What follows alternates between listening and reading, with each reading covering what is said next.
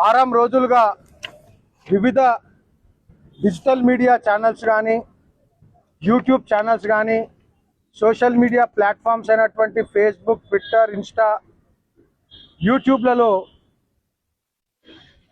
బండి సంజయ్ గారి పైన వారి కొడుకుకు సంబంధించినటువంటి కేసు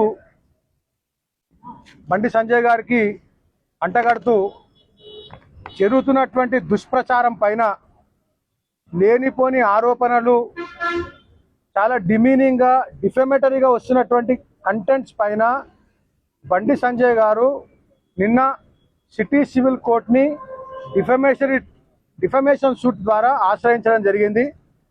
ఆ డిఫమేషన్ సూట్లో 2 పిటిషన్స్ ఫైల్ చేయడం జరిగింది ఐఏలు.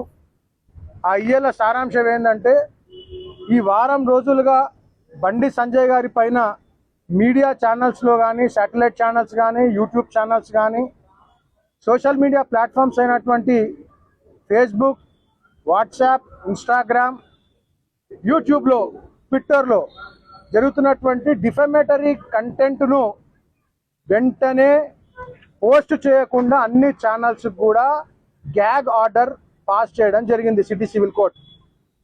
రెండో అయ్యే ఏంటిదంటే, ఇప్పటి వరకు చేసినటువంటి మొత్తం కంటెంట్ మొత్తం కూడా తొలగించాల్సిందిగా సిటీ సివిల్ కోర్ట్ అన్ని ఛానల్స్కి, అన్ని మీడియా ఛానల్స్కి, అన్ని సోషల్ మీడియా ప్లాట్ఫామ్స్కి కూడా ఆదేశం జారీ చేయడం జరిగింది.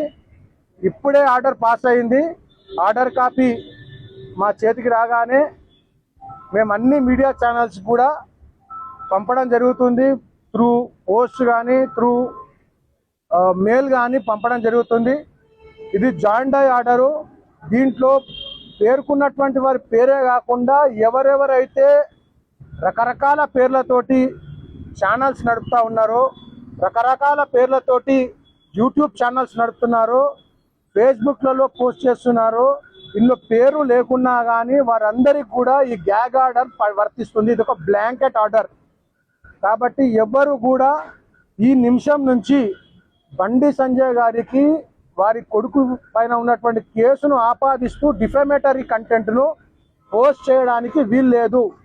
అలాగే ఇప్పటి వరకు పోస్ట్ చేసినటువంటి కంటెంట్ను కూడా వెంటనే తొలగించాల్సిందిగా, లేని పక్షంలో వాళ్ళందరి పైన కూడా పోస్ట్ చేసినటువంటి కంటెంట్ను డిలీట్ చేయకపోయినా వాళ్ళందరి పైన కంటెంప్ట్ ఆఫ్ కోర్ట్ కింద చర్యలు తీసుకోబడతాయని చెప్పి మీ అందరికి కూడా మీడియా సమక్షంలో అందరికి కూడా తెలియజేయడం జరుగుతుంది.